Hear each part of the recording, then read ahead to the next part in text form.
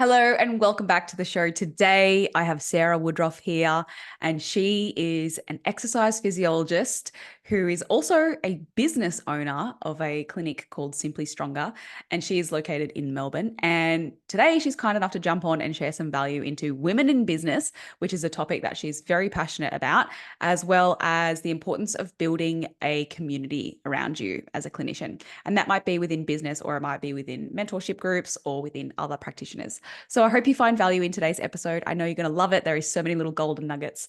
So yeah, hope you enjoy the show. Hello, Sara. How are you going? Very well, thank you. Thanks for having me. Oh, you are welcome. Thank you for coming on. I'm really excited to talk to you about this today. And I'm excited because I also want to share like where this all began. I like to tell everybody kind of like how I know people. And we're going to get into that a little bit later. But let's have a little chat firstly about you, what you do, where you are. Tell us about your work. Yeah, brilliant. So I'm an exercise physiologist and have been since I graduated in 2005, and have worked in a realm of roles from mostly gyms and PT studios and sporting clubs, to a couple of years at Federation University, supervising in the student clinic there, and EP practices until in 2016, I started my business, which is Simply Stronger Exercise Physiology. So we're located in Caulfield North in Melbourne. And when I started that, it was literally just me and a handful of clients, and I rented some space, like shared it with a bunch of personal trainers that I had known around the way for years. And then slowly grew that up till the point where I could bring on more clients. And then we got our own room in the gym, and it just grew little by little, until we managed to get our own space. Where we've got a gym space with Pilates equipment, and resistance and aerobic and everything all in the one space, which has been awesome. And that was in November 2020. So Oh, amazing timing. great time. Wow. I didn't know that you started in a gym space. Yeah. Where did your initial clients come from when you first started? Well, randomly, this gym also had a GP in it. In the So we gym. got, yeah, I know it's a very weird, Wow. a kickboxing studio with a gym and a medical practice, all in one. That's Yep. very well worked for you. So I did get quite a few clients from there as well, but I'd been in the area working out of gyms and personal training studios for about another 5 or so years, and a Pilates studio within 5Ks of there, Mm. Was that before I also started clinical? Simply Stronger. Sorry, was that also clinical work out of those gyms? Yeah, so Like EP more, stuff. yeah, EP stuff. So it Yeah. was kind of more like personal training, coaching sort of stuff, but with the EP slant Yeah. on it. Sounds like me. Yeah. And when I first started, we weren't recognized with Medicare. Like that came in 2006, and then Oh. it took me ages before I've like fully embraced all of that. Most of Mm. the time, people just didn't claim. They just knew that I had more knowledge. But the EP world has evolved a lot. And it got to the point where it was like, yeah, I need to register with Medicare and do all of those things. But that certainly wasn't where we started. It Yeah, was, right. just filling the need of more complicated clients needing, just more knowledge to be able to get them to where they were going. Yeah. So it was pretty much like personal training style with really in-depth knowledge and helping people that needed more. Yeah, Yeah. absolutely. Yeah, that's exactly sounds like my start to the journey. I was like doing the same thing. And I just never really understood why people didn't embrace that type of title, because heaps of people are looking for that type of help because they don't really know what they need. They're just Yeah. like, I mean, get me, like, we had make an me. inquiry just today that was a guy with Parkinson's, and his specific words were, I just don't want to see a personal trainer. Like, I want someone with a bit more knowledge and skill. Yeah. That is Yeah. us. But wants regular exercise. Yep. Yeah. Maybe that's what we should start doing in my SEO on Google. Personal trainer, but with more knowledge. And they'll be like, oh, sold. Well, I mean, I used to describe myself as more like a specialized personal trainer. It's so funny. I don't know whether I should admit this out loud, but I reckon I would have described myself as a personal trainer, but on steroids. Not physically, but, in the brain. Yeah. And I was, anyway. So yeah, I think, I know, I don't have a problem with that, talking like that's what I do, because people get it. They know what you do. It's easier to explain. Yeah, I think so. And I think it's really interesting. The more EPs you talk to, the more you get an idea of the vastness of our application. So, we've got people like us who come from that personal training space, while others have come from a hospital space. I've got a colleague, she's about 3 Ks away from where we are, and her business is really built on groups, so smaller and larger groups, and it really fits that hospital model of where all of the patients transitioned into group care from that one-on-one space, and that's her background, and she's built an amazing business based on that. Where there's others out there who really want their space to feel much more clinical, like it's an extension from from the medical appointments that people are attending. And I can see that working as well. I guess it's the vibe that you just enjoy, maybe, as a practitioner. Yeah. Like, I can't think of anything worse than wearing an attire to suit a clinical environment. I'm wearing tights with socks and a singlet. Yeah. Like, we're exercising, I'm comfy, you're comfy. I actually feel like when I've done a bit of face-to-face work recently, that I'm like, I wear this, like, you can see me like here, and it's not weird. And as soon as I go there, I'm like, why does this feel so wrong? Like, but I couldn't do that. But I guess it's each to their own, and it's good that we can have that, I guess, vastness across our industry. Yeah. It's pretty cool. And I think you're going to find clients that fit into either one. So we get clients coming to Simply Stronger that are talking to us about how safe and homely the space feels. And that's what I aimed for.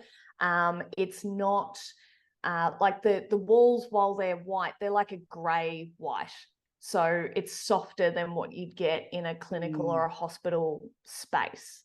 And the rest of the walls, which you can't see behind me here, they're a vibrant blue. I did see it when you opened the door, and I was like, oh, that's cool. Yeah. So it's actually called Devil Blue, which I think is quite cool. I love they put devil and blue together, not like devil red. No, blue. Devil blue. Very nice. So you say Simply Stronger like grew into its own thing, like your own space, 2020, which is like the year of not mentioning. Where is it now? I don't know if you want to get into the difficulty times that you went through there, but you're in Melbourne. Yeah, mate. Look, that could be a whole episode in itself. You're still up and running, so that's a bonus. It was a tough time for sure.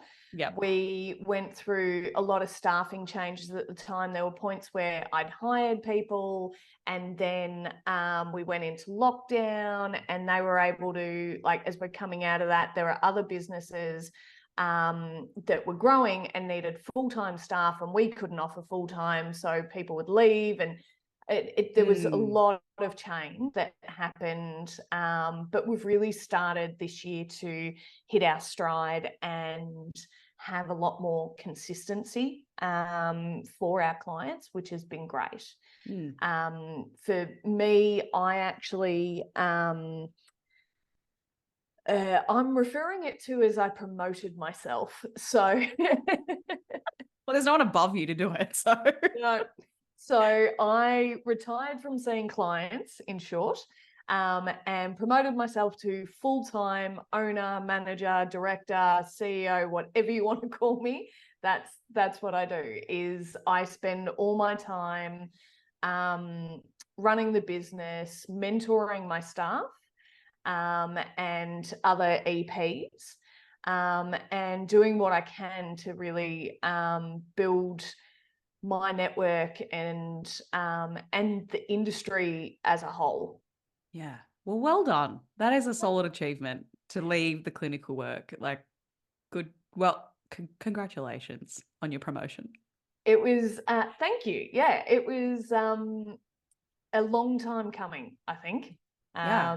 I'd gotten to the point I was definitely ready for it, but there was that fear of clients leaving when I take the step back, and you listen to other people on podcasts or other business owners talk about it, and they're like, you just got to do it, and people will be fine, and people do stop, but that's fine also, because if the only reason they're there is to see me, that's not what they're there for. Very true. I think I'd be more worried about, like we've talked about this, and I'm like a bit of into the money side of things. And I think it's just an achievement to be able to get to the business to the point where you can actually do that and not have to see clients to, like, pay all the bills. Cause like anyone here who is listening, who is in business, will understand how hard that is. And it is not as easy as it seems. So I think to be able to just do that as well and be in a place where you've got clinicians booked out and everything's working still without you having to do that is also pretty solid. So yeah, that's good too. and it was scary for sure when we first did it, because we are still recovering from COVID financially. Simply Stronger, it's been a challenging time. And in the current financial climate, there's a lot of clients who are like, oh, I can't quite afford this and this and all of that sort of stuff. So, you've got to be able to be okay with it not being, the gold mine of finance that you necessarily want yourself to be, but and being okay with, like, this is going to be a road to get us there. And like at the end of last year, we were literally breaking even each month, right? So for me to take that step back, it was like, oh, is this going to be okay? How far backwards is it going to put us? And we have continued to, for the first 5 months of this year, break even and make profit each month. Well done. That's exciting. All right. Despite me not being the one bringing in the money, where my energy can go elsewhere has still contributed to the growth of the business, which has just been amazing. And as you know, I actually took off on a road trip for 2 weeks. I was just about to say, let's dive into where that energy is going. Yeah, exactly. And it was interesting, like, you would sit back and be like, oh, but don't you need to be there to run the business? And it's like, well, we've put a lot of work in that it runs itself. And the staff here are amazing, but they know how to do the things. And we spent the time building the processes so that can happen. Building processes. Which you can't do if you spend all your time seeing clients. I know. I'm saying, like, I didn't do that from the beginning, and there is a lot of regret because I'm like, man, I got to get this like up and running. So there are procedures in place and more operational stuff, because I'm like, if I actually had to step away and get someone to cover me for some reason, obviously I'm by myself, so it's very different. Yeah, I would have to teach everything from scratch. And be like, sit down for like months and be like, I'm going through all this with you. So yeah, if you're listening to this and you haven't written procedures, highly advise you to do that. Yeah. When I hired my first staff member, everything that was in my head and I felt was just intuitive, how to make the bookings and do the things and I made a booklet, because I realized she had no idea what was in my head. Surprise, surprise. So we made this operations manual, and the first month of this year was me writing the third iteration of that. As you bring on new systems and things change and you update stuff. So yeah, it's big. just so in depth. Like I've been working on mine at the moment. I feel like I'm always working on it, but even just like, okay, open, like get this document or this template. I'm like, okay, well, where is the template? Like when someone says, where do I find that? I have to be like, oh yeah, where do you find that? How do I make a copy of it? Or like, just how do I save things? Where do I save them? What do I name them as? And I'm like, oh my God, there is so much that you just do. Yeah. So yes, start your operations manual now if you plan on employing someone. It takes a lot longer than you expect. As you start to get into that, you start to realize how much is involved. And like every time I bring on a new staff member, like the processes change slightly each time.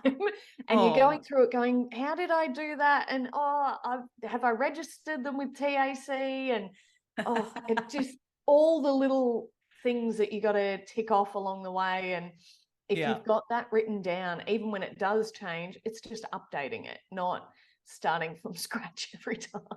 Yes. And if you are an employee somewhere right now, and this is foreign to you because you've never done your own thing, and you have someone who did a good job of this, you won't even realize they have like all of these things in place, then you should appreciate it, because if you know exactly what you're doing when you go into your job and you know where everything is, then they've done a great job of their procedures. Yeah. So be grateful. And if your boss doesn't have that, then maybe encourage them to. But anyway, let's talk about your road trip. I really want to dive into that. It's kind of like how we met. So I feel like you could tell this story. Yeah, so I had seen someone had shared your podcast, I think maybe on Facebook or something, in the couple of weeks before I was taking off. And I was like, oh, cool, let's check this out. So I started listening and listened to quite a few episodes. And when I'd heard you talk about traveling around a little bit, and I'm like, oh, I wonder where she is. Like, maybe I'll go past. Just knock on her door. And then sent you a message on Instagram telling you about my little plans, and you're like, let's have lunch. Yeah, it was good. I actually didn't even realize I said where I lived. I was like, I must have been talking about it from like another episode. But it was so strange when I opened up, because I think you were in my message requests on Instagram. Because I like, when you get those ones, you're like, who is this? Who is this person messaging me? And usually they sit in there for a while for me because I forget to check. And I'm like, oh, someone sent me this 2 months ago. Whoops. So I actually saw yours pretty quick. And I remember being like, is this a weird thing? Like, she's just randomly going to pop in? Like, I was like, when like, people stalk people, not that I feel like I'm stalk worthy, but you're like, oh, is this like I don't just know your name from your Instagram. And I was like, you know what? Whatever, let's do it. I'm all about it. And the only, like, one of the things that I think this is inspirational from your story. When you talk about this, I find this so inspirational, because I am really bad at networking. I have been.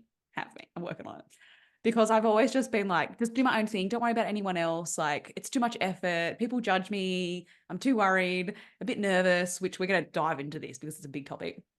So I've never really been a networker.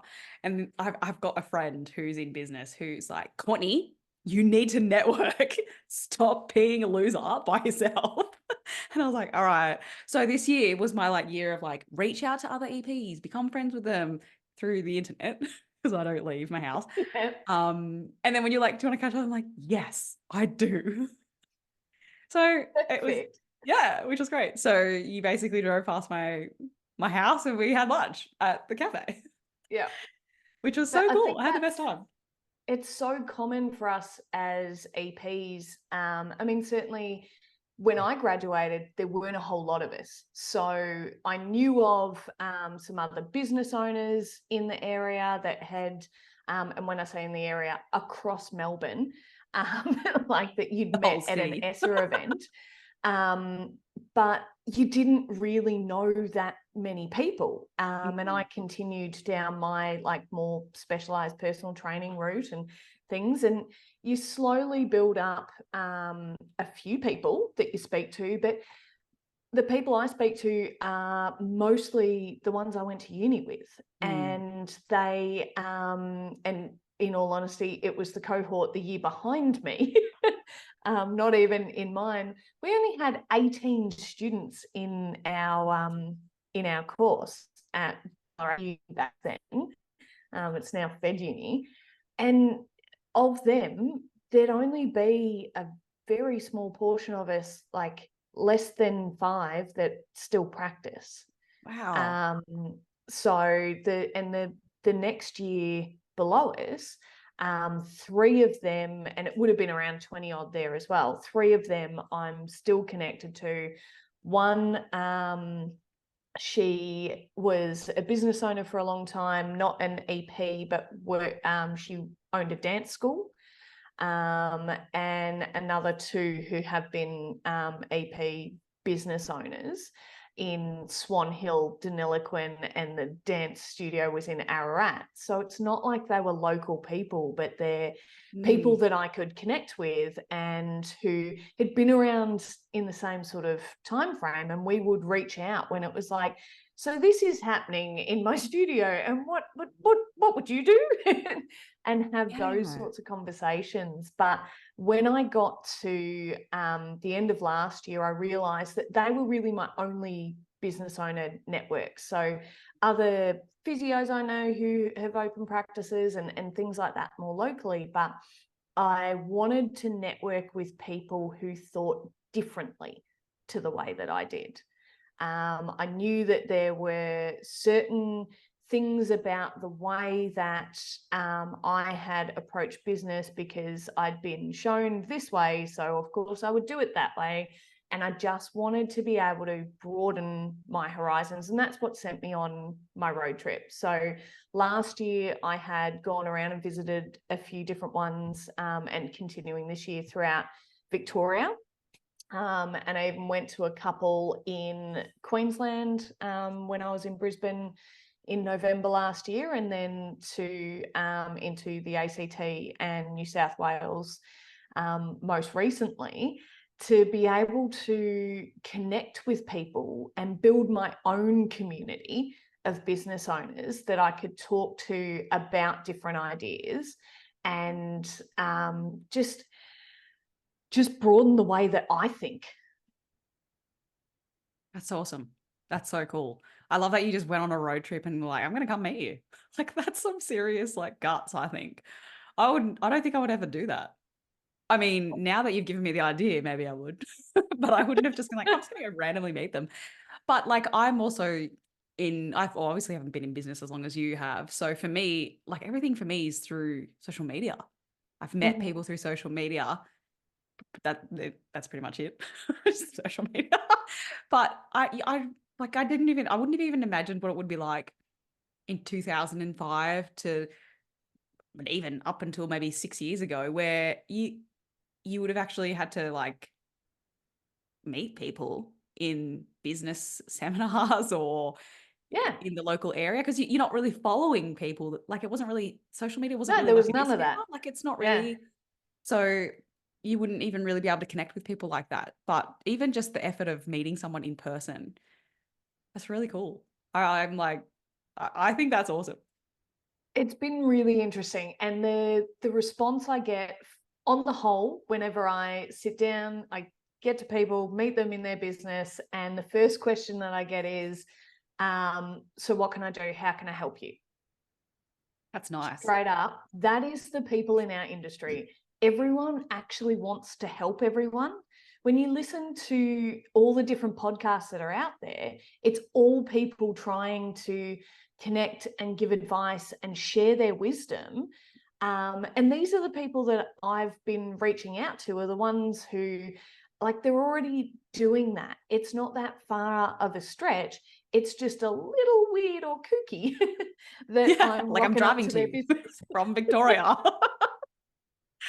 And they're not like, hey, I'm up the road. Do you want to grab lunch and meet each other? And do you know what I'd really like to touch on a little bit about this? And this is a conversation I've had with one of my other friends who runs an EP clinic. And it was initially a lot of resistance for me was always like everyone sees you as competition, especially in your local area. Like we'd always be like, oh, don't like, that EP's gonna work harder and take your clients, or like, do you really connect with an EP up the road? And we both actually, like, I think she actually reached out to me because I'm terrible at networking. And she's like, hey, like I work like a street away. Do you want to be friends and like catch up? And when we spoke, it was like there's plenty of work and business, and everyone does so many things, so many in different ways. And like you said earlier, different business model, different servicing different clients. Like, did you feel any like competition barriers, or how do you think that went? I mean, you're further away, so there's obviously not really. Yeah, so on my road trip, that's been really easy. People are very happy to share. I've had people where I've been like, all right, you talked about this treatment form that you guys put together at the end of your first couple of sessions. I'd love to see a template, and they're sharing that. Or going to other places and talking about different ideas, and they're sharing things because they're happy to. You're not trying to take it to rip it off in any way. It's just, as I say, trying to broaden that horizon. And that's quite easy. People don't find that confronting because I'm not taking their clients. There have been others that I've spoken to where they're like, oh yeah, I'm happy to talk to you because, you are far enough away that you're not competition. But what's been really cool is there are a number of businesses that are within 2 or 3 Ks from us that we all actually cross-refer to each other. Because it's I've different. had meetings with the different business owners there, and we just talk about, all right, let's see what we can do that is actually going to get more people active. We've all got the same goal. And if we come at it from this space of, oh no, this person down the road is going to steal my clients, then you're going to only impact yourself. Yeah. Right? You're going to shut down opportunities where if you can communicate with others around you, and those ones that are really close to me, I've been able to have fantastic conversations about different approaches that they've put in their business. Like one of them I was talking about, I've always had a bit of a stickler to selling packs. And my thought process behind this was, I don't want to discount my service. I set a price, and that's the price that it should be. Yeah. And I sat down for a beer with one of the EPs down the road, and he just looked at me and goes, Sarah, you got it all wrong. You charge the price you want for the packs. Anyone who pays one at a time is paying a premium. Yeah. Of course. You're like, oh my gosh, fine, but I'm actually making more. Yeah. And it was just so simple, and something that is, if he was sitting there scared that I was going to be taking his clients, he wouldn't have shared that kind of information. Oh, 100%. But that is not going to impact his business. Yeah, but you it bring it is in going packs. to make mine more sustainable because people are committing to their packs, and it gives you more time to allow them to buy into exercise as a whole, because that's the shitty thing about our service, is it often makes you feel uncomfortable initially, takes weeks to genuinely have an effect. And you've got to try and get people convinced about that from the outset when they're paying one at a time. But when they're signing up and they're joining packs, or you've got a program that they join or something like that, then it's simple. They've got a level of commitment from the outset. Yep. But yeah, I think we have this as business owners, there's a sense of fear around what if someone else takes our clients. And we actually have so as I said, we've got Pilates equipment in here. So it's a full Pilates studio with weights and everything else in here. So we can go from nice mobility exercises into deadlifting, into whatever else. And it just transitions really, really nicely. And a few months ago, we saw that what used to be just like a little supermarket is becoming a Pilates studio, and it's 2 doors away from us. Oh, And is that I like a had healthy client after Pilates client. studio? Yeah, client after client comes in. Sarah, I don't know, what are you going to do? I'm really worried for you. And I'm not worried. It's a Pilates studio. They have 20 reformer beds in there. So I got onto Instagram when they put up their socials and everything else, and I messaged the owner and I just said, I just want to reach out. I just started with, hi, new neighbor. I'm Sarah from Simply Stronger. We're 2 doors away. I just want to let you know that I don't believe we should see each other as competition. I would love to be able to support your business and you support my business, and we will serve different clients. Oh. And she wrote back within minutes saying, thank you so much. I absolutely agree.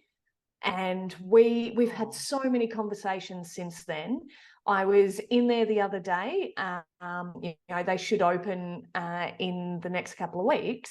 And there was a new client who's joined as a member of their Pilates studio who was in there. And we were talking to the owner at the same time, and the owner was saying to her, yeah, but this is what Simply Stronger do. So if you know anyone who needs that kind of service, absolutely go to Sarah and the team at Simply Stronger, whereas this is what we do. And, it feels so much nicer to be around people who don't need to compete. Oh, doesn't it? Like, I'm so glad you said she replied with a friendly, she was probably relieved, oh, thank God, we're going to be friends. Yeah. And not cold, just don't look at her as you walk past, because she's she's thinking I'm taking her clients. And mate, I help people that do Pilates classes all the time because they're not getting the same care in Pilates classes, because that's not what they're designed for. No, exactly. And that's big group Pilates for very abled bodies. Right? Yeah. And while she's a trained physio, so can she help them if something goes wrong? Absolutely, she can. She has a wealth of knowledge. But if they want to do some resistance training, she knows where to send them. Yeah. Yeah. Right? Or even just specific programming to help with something, right? So many people, I'm when you're on the reformer or you're doing this, change this and position yourself like this, and that'll be better for you. It's like a game changer. Now you can last the whole class. Or maybe their parents need something a little bit different than a group reformer class. Send your old man friend here. who's got an injury or a disability or whatever else, and they can come and hang with us. And then if they need to change, then there's that option just next door, which is just great. Yeah. So good. Well, I'm glad you've got yourself a new neighbor. Yeah. Although I'd be pretty sad that the grocery store's gone. I'd be where am I going to get my snacks? This one, you didn't want to shop there anyway. Oh. Everything was dusty. No one shopped there. That's why it's gone. Yeah. They were not friendly. There are a lot of questions as to how it managed to stay open as long as it did. Right. I got you. So interesting thing though that I have picked up is that you have mentioned a few business owners who are female, women in business, which I feel is a little bit rare. Or if there is, they're quiet. You just don't hear a lot about it. So do you want to talk about that? Yeah, absolutely. I know you're passionate about this. I am very passionate about hearing female voices. So again, thank you. In a non-weird. For giving me a platform to speak. Yeah. It's interesting, isn't it? I have spent quite a bit of time. I really enjoy podcasts, so I listen to quite a lot of them, and a lot of the EP ones are men talking.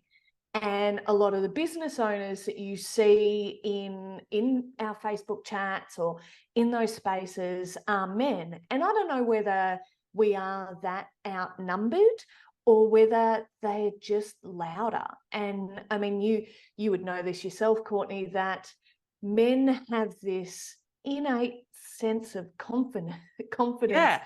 about the fact that people want to hear what they have to say, where women, on the other hand, have this sense of, oh, I'm not sure. I mean, what if someone judges me on something that I say, or what if they might misinterpret me, or they might not think I actually know what I'm talking about, and Oh, a little bit of imposter syndrome comes in there.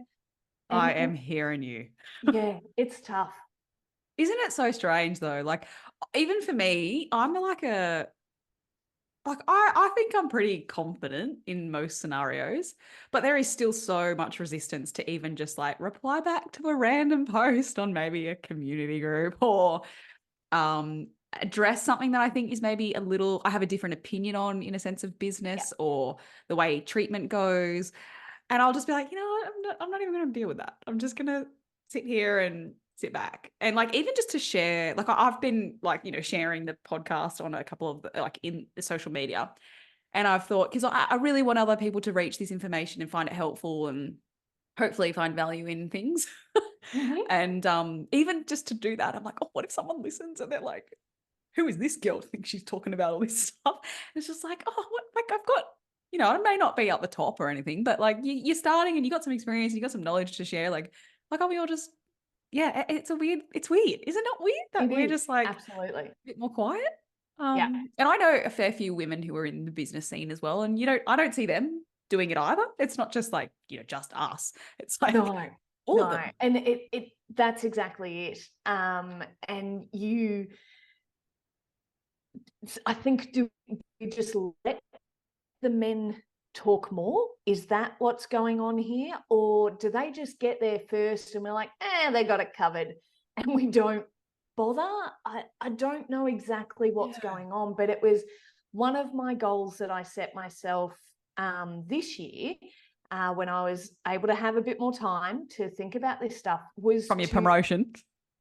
with my promotion, to genuinely work towards elevating the voice of women in EP, because what I was hearing were all these male voices.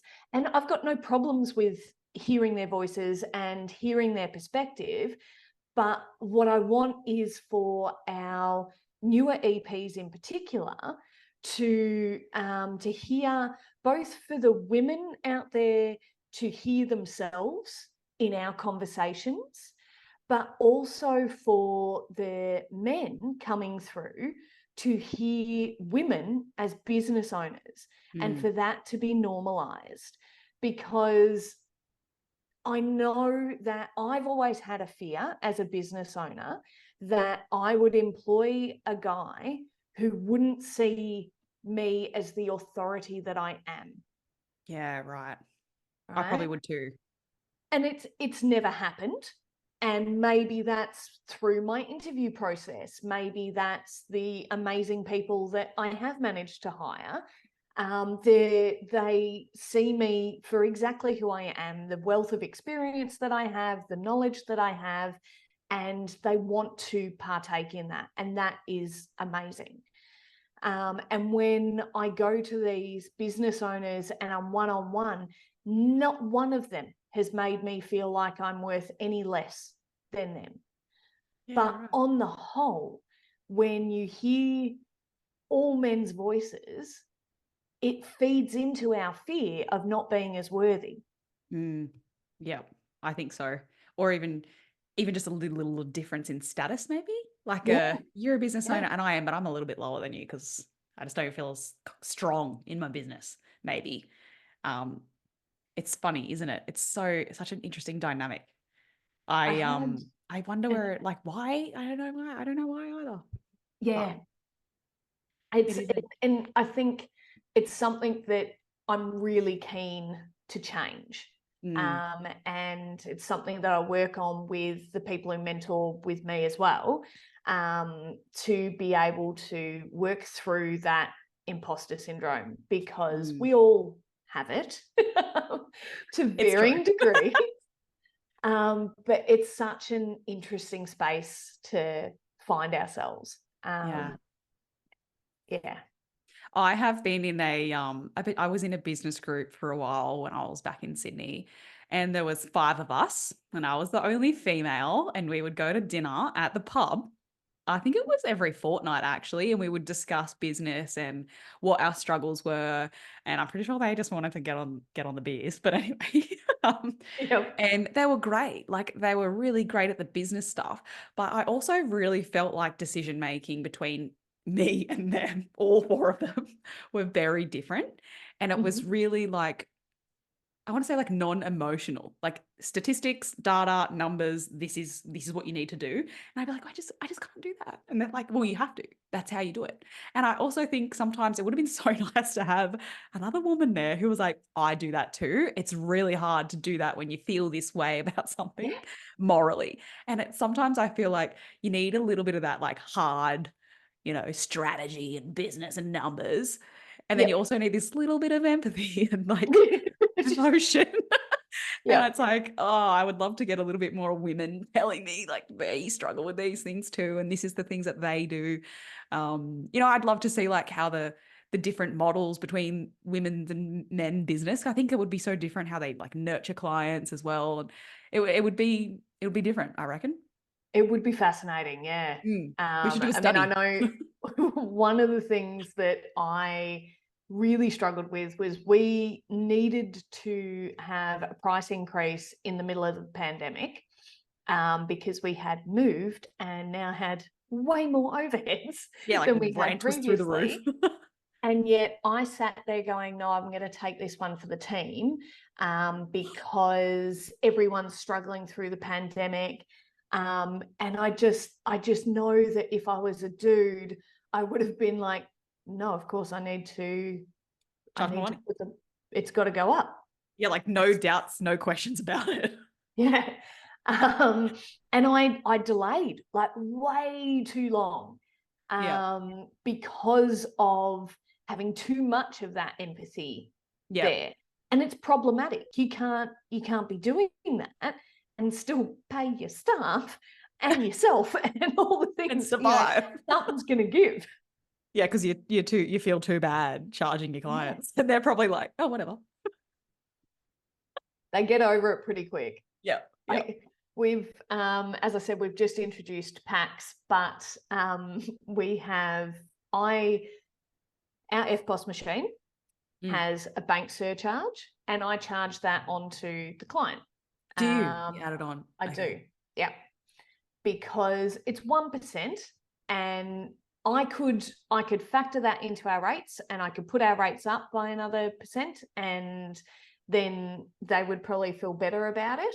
And I was talking about this recently with someone that when I'm handing over the FPOS machine to people and they're tapping their card and they're saying that there's the bank surcharge, where you'll hear my staff be like, and there's just a little bank surcharge, or there's a surcharge, and could you just accept the surcharge?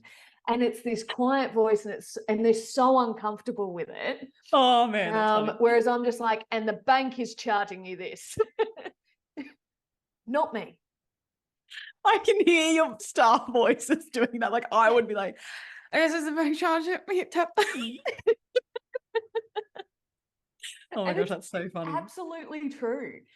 And even today, a client was like, I'm buying this pack to save money, and I've just dropped $1,000, and there's a $10 surcharge on it. And I'm like, yes. And here's our bank details if you'd like to transfer that next time instead. Yeah, well, they couldn't do that. Yeah, absolutely. And it's just this workaround, because for me, straight away, I'm like, people aren't going to want to pay the bank surcharge. I don't want to have to charge it. And then, so for months, we paid it. And when you see it in bigger amounts and chunks like that, you're like, no, Yep. I go and buy a coffee and I pay the surcharge. You pay it everywhere. Why should we be any different? Just because we come from this perspective of giving care. Yeah. Isn't that so? I was just thinking about when I go to the ATM and I use the ATM and they charge me the fee. I mean, I can't remember the last time I really used the ATM, let's be honest. But True. I'm like, I would have been like, oh, $2. All right, whatever. Like, Yep. but I wouldn't have been like, excuse me, why are you charging me $2 to use this? Like, where's the person I complain to? Like, you just go, oh, okay, well, that's the bank fee. But if there's a person choosing to charge it to you in healthcare, it does seem wrong, doesn't it? Like, it's like, what, you're charging me the fee? But like everything, I was even just looking at my payment system the other week because I'm getting ready for, financial year. And there was all the fees, like my booking system fees and the percentage that they take out. And I was just like, oh, man, I've only looked at it in single transactions for a while. And it's Yeah. like the whole month in one go. And I was like, damn, that's a lot of money. Yeah, absolutely. And I'm And like, I looked at the same thing when we brought in the packs. Do I add it to our website as a thing that people can just click a button and pay? And there's an advantage in that, right? It's yeah, impulse buying. People will just, I do want to do that thing and it's easy. I can have that button linked to my emails when I send it out. yeah, Great. As opposed to send me an email and I'll send you our bank details and you can transfer it. And there's all these steps in between. yeah. Barriers. Absolutely. Mm-hmm. But I'm okay with them being barriers to purchase when it's someone who wants to be committed anyway. If Yeah. I'm trying to sell them a new pair of shoes, yeah, you're trying to get them to just click the button and you pay the fees because you know that you just want to sell as many pairs as you can. We're trying to change lives. Yeah. And people need to commit to that and they need to be happy with that. I don't want anyone with buyer's remorse coming back and being like, but I had to pay this fee. No, you didn't. You could transfer. You could do it. Like we have options. Yeah. Yeah. And like if there's that many barriers just to paying, like, are they really going to be the right person in your clinic? Absolutely. Yeah. Like, If they're the that's people enough that to you're like, put them off, they're not going to be a fun client to no, work with, are they? no, no, definitely not. Definitely not. Um, you've just made me think about maybe reconsidering my fees because I take the burden. Um, but it's also, I think it's a little bit harder to do it in my system. Maybe not. It's probably just a button. I probably should look into it. But anyway. So carrying on from fees. Um, so do you think your community of EPs now is pretty strong? Yeah, so I was actually adding it up the other day. I've been to like 16 different practices and various places Hmm. around the East Coast so far. And I'm actually planning on heading to South Australia Oh. later in the year and probably Western Australia next year. Which also because I still have a trip to Ningaloo to get to that was booked in April 2020. You're like, I've got credit So we for. will eventually. Yeah, right. But the sense of community, I have a wonderful group of people that I know I can reach out to that will respond and have a genuine conversation who are doing the same things that I'm doing. They might be doing it quite differently because, as I said, like the vastness of how we apply our trade is amazing. But there are always going to be more similarities than differences. And we can all lean on each other. Very And I true. think it's something that we all need to do a whole lot more of. So I'm very happy and super proud of what I've done in the last 6 months or so to build this community of support from the ground up. And for me, it works to do that face to face. Yeah. I feel like the connection that I have with people is so much stronger when I've spent even just 10, 15 minutes. It depends on where I've gone and how much time they've got and everything, but you just know that you're going to be able to have conversations with them. And in all honesty, the openness from these business owners to just share their ideas has been amazing. More than I even expected it to be. That's really, really nice to hear, actually, because I don't really have that many business connections in the EP world outside of kind of like the network I've been trying to do Yeah. recently. Um, And I feel like I would probably be nervous that people wouldn't want to share, maybe based on some previous experiences that I've had. But I also feel like it's shall we say, nice to hear also that I just feel like it's a nice thing that I haven't really come across yet. And maybe I haven't tried hard enough, or maybe it is the in-person thing. But I also feel like I feel like it's been pretty hard for me to build that, but maybe it's the work I'm in. So, I mean, if you're listening and you want to connect, hit me up. But it is really nice to hear. And I also think that like if you were to come to me and we wanted to and I was sharing ideas to you, you're going to do things and say things back that are going to be like, oh, now I'm thinking differently. And there's like a bit of a like both people are getting value out of this, right? It's not just them Yeah, giving you everything.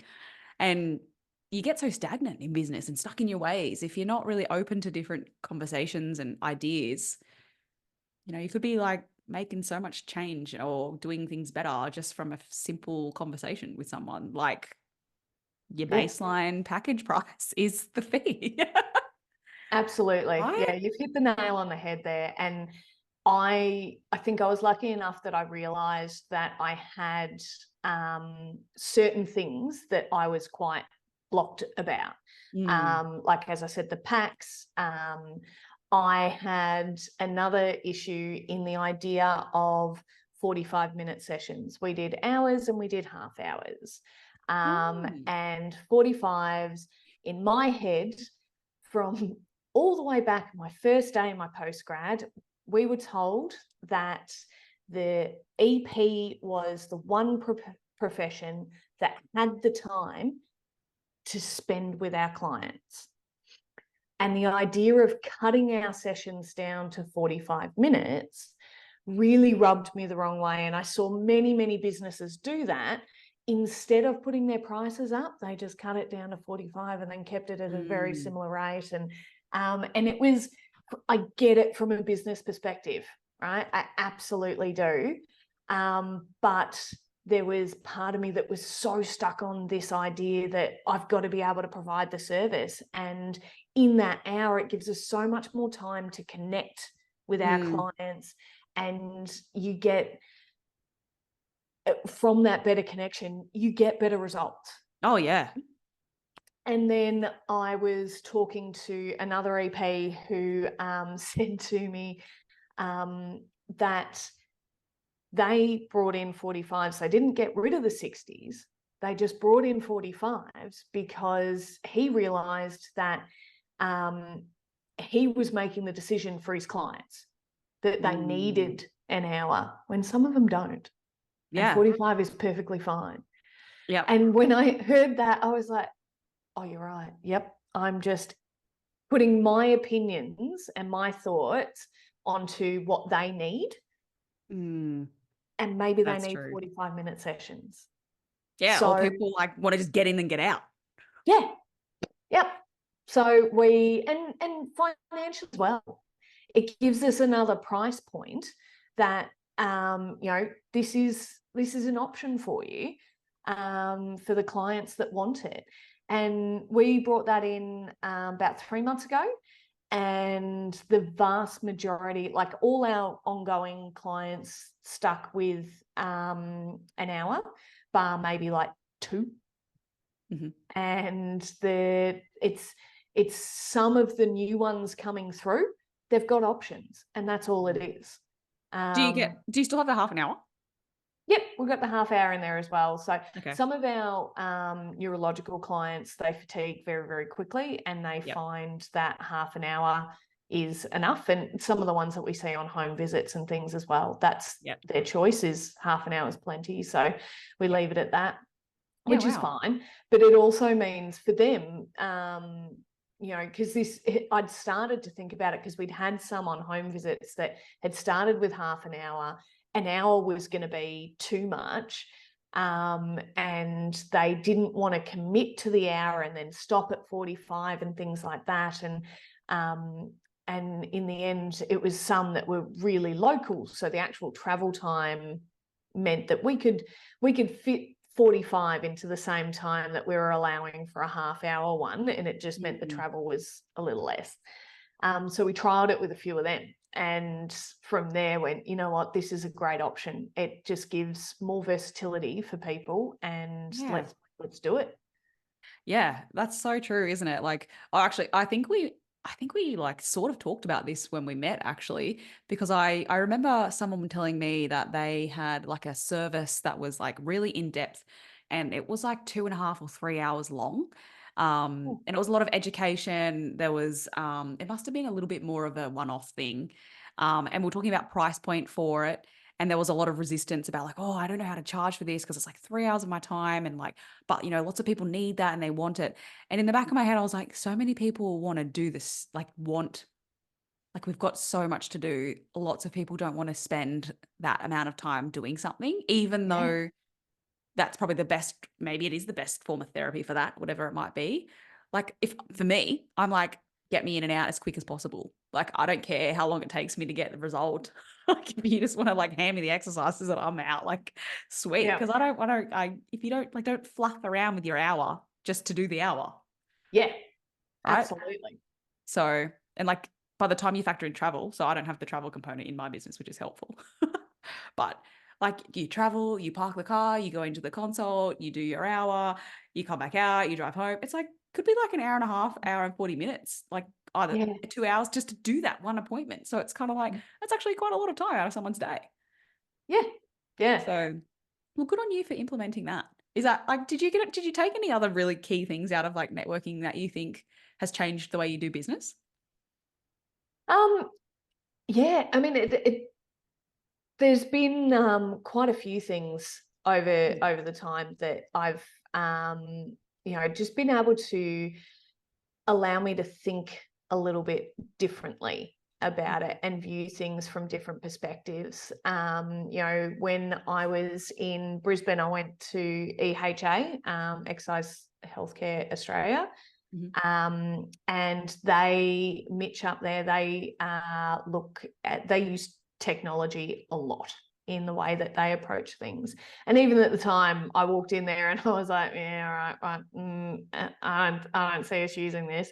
And it's taken months for it to percolate at the back of my mind, and looking at the website of it, and figuring out, all right, how is this going to fit in with our clients? And are we just getting it because it's going to suit a few people but not enough?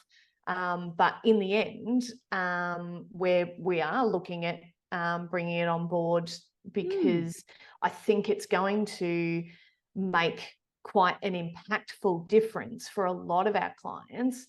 But it means that our initial assessments and processes, I think they needed to be updated and streamlined a little bit as well. What I could do in mine with my experience was walk down many different paths, all based on the information that the client was giving me. And I was very adaptable and able to really hear what they had to say and implement a plan that fit them really well. But that was with, coming up on 20 years experience. A lot of the EPs that I speak to and the EPs we have here have from, brand new to 3 years experience. So they can't learn everything that managed to make that pathway accessible to me Yeah. in a few months. But if I start to build out different structures that have a little bit more formality to it, that's going to actually give them a structure to follow that allows them to build a process for the clients that is easier to follow. Yep.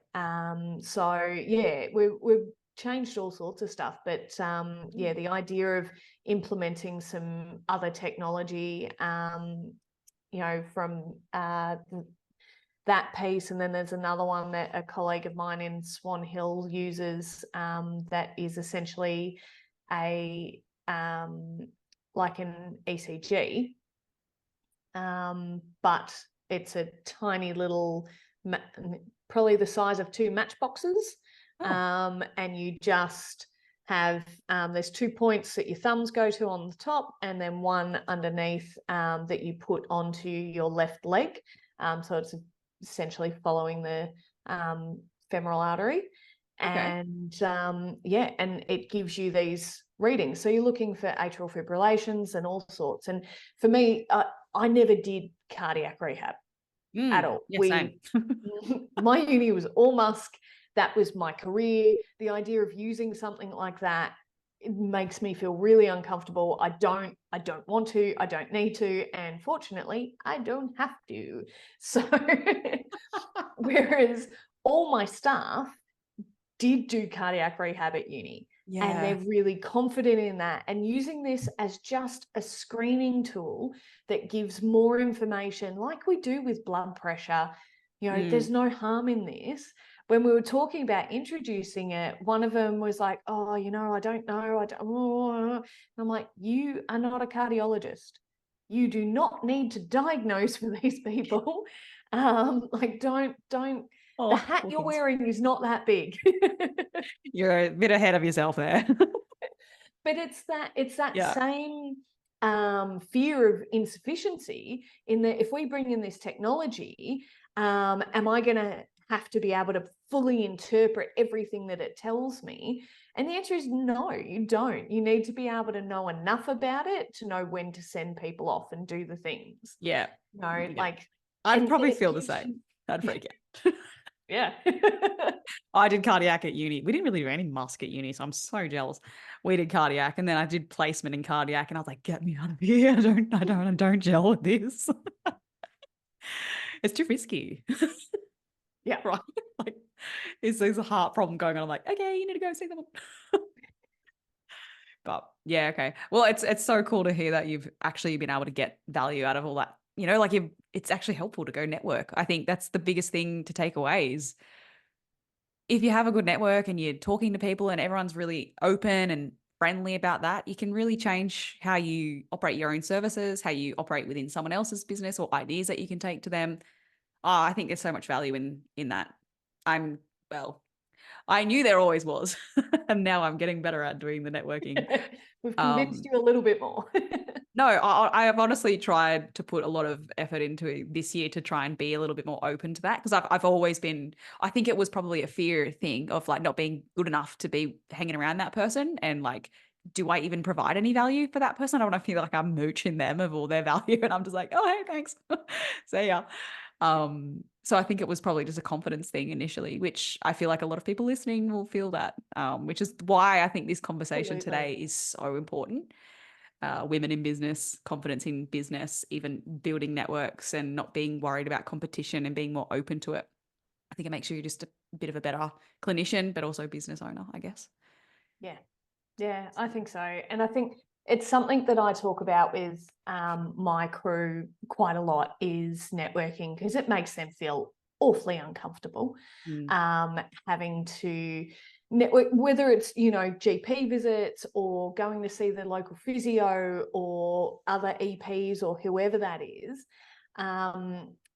It particularly for the ones who have trained during COVID and lockdowns and things, Yeah. everything they did was online. Mm. So their go-to is to send an email. Yeah. They don't think about going out and actually meeting people. Like I get that a 2-week road trip interstate is the other end of the spectrum. And it says the girl who's like driving to people's states to see Yeah, them. yeah. It's like, I just went all or nothing. But being able to ring people and have a conversation and just start small. Like if you start with sending people a message on Instagram, like if people listen to your podcast, send Courtney a message, like Yeah. say, hey, I appreciated that. That made me think about this. I would love more people to do that because sometimes when I'm on my own, it's nice when you're here because I'm actually like talking to someone. Sometimes I'm just in here recording going, does anyone even care about what I have to say? And then random people like you text me going, I've listened to heaps of your episodes. I'm like, oh, okay, sweet. But I think it is too. I think, and you know what? It's easy to send a little Instagram message because like you can kind of then stalk the person. Like an Yeah. email's a bit like, who are you? I've just got a name. Whereas Yeah. like you can look and you, yeah, okay. I think And anyone that I has mean, the balls to do emails, that. they're so easy for us to ignore. We get so many of them. Yeah, I know. It's crazy, Right. isn't it? But if you start, whether it's like you pick the person, whether it's LinkedIn. So some people that I've reached out with to go and network with, it's been LinkedIn, some it's Instagram, some it's emails. I try and, after I've done a bit of stalking, figure out what's going to be the approach Yeah. that suits them. Yeah. And go from there. If they ignore me, then I tend to then go with another approach. Because people are busy, Yeah. right? Yeah. And I'm reaching out not necessarily with an agenda, like I'm not asking them to fulfill a particular question. It's just, hey, can I come say hi and just see your space and get to know you, Yeah. because I think you're cool and I think you're doing a great job and I just want to be around that.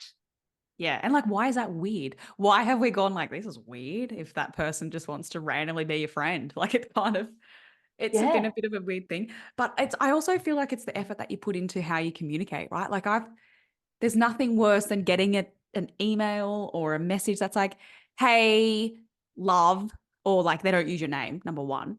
And Yeah. then they're just like, would you like to be friends or want to connect? And I'm like, I feel like you do a little bit of research when you do connect with the person and make it feel like you actually care about meeting them, right? Yeah. Like then they're probably more likely to be super positive in return. Like if you were like, hey, Courtney, I've been listening to your podcast. I really liked this, that what you said about this, and I'd love to connect. Like it's like you're not just a like I feel like if you just said, "Hey, do you want to connect?" I would probably have thought like, "Do you even really know? Like, are we aligned? Like, Yeah. am I gonna meet you and you're gonna be like, who are you?" And it kind of feels a bit. It doesn't feel as nice, shall we say? But if you've made a bit of an effort and you've researched the person and what they're into, and you've really kind of made the effort, I think people are much more like, "Oh, yeah, okay, why Yeah, not?" because it feels like there's a connection already, doesn't it? Yeah, Like yeah, you got that message from me and you were like, she's all right. She's been listening to my stuff and mm, has made the effort to reach out yeah, because these things resonated with her. And maybe we do have some things in common, yeah. and then you had the opportunity, because it was via Instagram, to then look at my Instagram and be like, Talk to you. okay, this is who she is. Is she really an Um, EP? She's Is just a this bot. is this a bot? Is she trying to make me buy a program? Yeah. But I That's think that's the other thing as well. Like, how many times do you get people who are just like, I would love to just connect and pick your brains. Should oh, I come and pick don't them? even Should start I, me on this. and Gotta it's pick your like, brain. No, you're not picking my brain. took me 20 years of working to develop all these ideas. Yeah. And if you want to engage with that, there's levels to that. Do I meet people for coffee or a beer or whatever and have a chat, or like you, we went out for lunch together and that was great, Yeah. right? But you Too get early for people beers. It reaching out that was like want 11 to a.m. Just like, right? I'm not opposed to beer at 11. What are you talking about? Oh, funny. Yeah. But yeah, when people just want to come in, like fly in, ask you a bunch of questions and fly out again, and spoilers, that's called mentoring. Yeah. Yeah. I'm so glad we feel the same about this because I won't lie, I get a lot of messages on Instagram like this where it's like, hey, lovely, I've just come across you and I would love to pick your brain. Can you send me a time to book in so we can chat? I'm like, I'm sorry. No. So if you've been thinking about doing that to me, don't, because I'm not going to reply. At least learn my name and make a reason why. But it's, yeah, I think that's it, right? Connect with some intention, put some effort into it, and people usually respond in a much better way than if you just want to pick their brains. Yeah. So Yeah, absolutely. Like, it probably makes me sound slightly hypocritical that I have spent all this time going around and literally just picking people's meeting with brains. people. But it's different when you are going to the effort to actually go and spend time in their space. I'm Yeah. not Yeah. just calling them, and you'll see our industry are filled with people that want to help. Yeah. But depending on how much assistance you want with that, there are programs out there where you can be mentored, and for new grads coming through, I would absolutely recommend that you get involved with a mentorship program. Mm.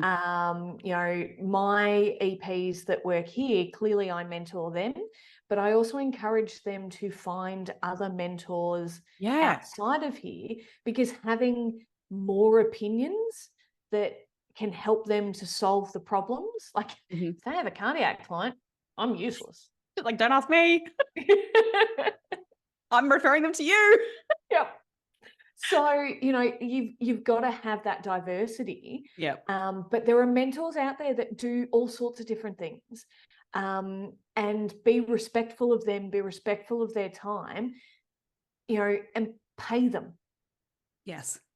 Yeah, because you also don't value anything that's free as much as what you do when you pay either, right? Like Yeah. how many times have you, like, think about your clients, and if you were giving them free stuff, they're probably less likely to turn up. But if you pay, they're like, oh, better go spend money on that. Yeah, absolutely. And they Yeah. won't do the homework that you give them. Yeah. I've done it. I've like signed up for free stuff before, like, those like Yeah. education things. I'm like, oh, that's awesome. I really want to do it. And I have cared about it, but I haven't probably prioritized the time to really sit there and like learn. Mhm. Because there's no real investment into it in any form. It doesn't have to, like, it's just like, oh, I've got that. And then you forget about it. Yeah. So I definitely, and they've like, oh, there's just so much more knowledge that person's also spent on their own skill development Yeah, that they're just going to like absolutely. hand it straight to you. It's kind of like, no, that's not really how it works. But I think that's where a shift needs to happen in Mm, the industry as well. And I think unis don't set up new grads coming out to be thinking about embracing mentoring from yeah. the outset. But it is honestly one of the best investments that you can make in your career, Mhm. is to spend time talking to people who have been through it and done Yeah. that. Yeah. When you're feeling uncomfortable about networking, you can talk to your mentor about that. When you're feeling Yeah. uncomfortable Yes. about your boss has just put the prices up and you don't you don't know how to communicate that with people, that's what mentors do. Yeah. Right? How They do help I you tell do. the clients the bank's charging the fee? That's so funny. Ask your mentor who's the person adding the fee. Yep. Just kidding, just kidding. No, I do agree. I think it's so important. Also being around someone regularly enough to learn from them. I feel like that's the key part too, Yeah. like ongoing learning and ongoing support, which is what mentoring is more about, rather than like spend a day, see you later, and that's it kind of thing. Yeah. Um, You can spend some for, time with them and then yeah, go off really learn and things. implement that and come Yeah. back. Yeah. That's why my mentorship program's like 12 months. 6 months with, and we pretty much go for 12 because I always add extra time in because I'm like, you have to go action, see what your problems are, and then come back and ask when you've actually, because I've done so many courses before where I've like, oh, I get this, I'm sweet. And then I go into the clinic, I'm like, oh, this isn't really working out the same way as they talked about it in the education. And I'm like, who do I ask? I've got no one Yeah. to ask for help now. And that's where I think it's the implementation and like seeing more variations of what that looks like, or different sort of scenarios where you're like, how do I piece all of that together now? So yeah, I'm a bit like, I think the support is really a little bit lacking in our industry from that perspective. So Yeah, look, I think it's a big reason as to why the average career of an EP is as low as it is. yeah. Like it's only 5 years, the average career, and you 5 years. have racked up a wealthy HEX debt for that 5 years. And when Oh there's no. people like me here who's bumping up that average, you Yeah, know, I was going to say you've done pretty well. Well eh, done. I might not be able to do anything else. So Feel like it's too late now. there is no plan B. Yeah, that's so true. You're like, just going to hang in there now until I retire. Oh, too funny. Well, I think we've had a fantastic conversation. There's been so much value in this. I've taken away from it. We've covered so much. So thank you for being so kind enough to share, you know, and My provide pleasure. value. It's been great. So is there anything else that you'd like to add that you think would be great for people to take away, or a little top tip or anything like that? Or Um, no, I think we've said a lot, haven't we? yeah, go back and take notes now. I'm going to So link all of yeah, just your, oh, I sorry. guess putting I'm sure you'll put it in the notes or whatever contacts so people can reach out to me in Instagram, LinkedIn, or email, I guess, which Yep. is Sarah Yep. at simplystronger.com.au. I'm going to put all your contact details in the show notes as well, so people can find you. And if you have a clinic in South Australia or WA and you want someone to pop in, let her know because she will drive to you. And it isn't weird. Yeah. But yeah, thanks so much for being here today. I have had a great time chatting, and I look forward to another conversation sometime in the future. Yes, brilliant. Thank you again.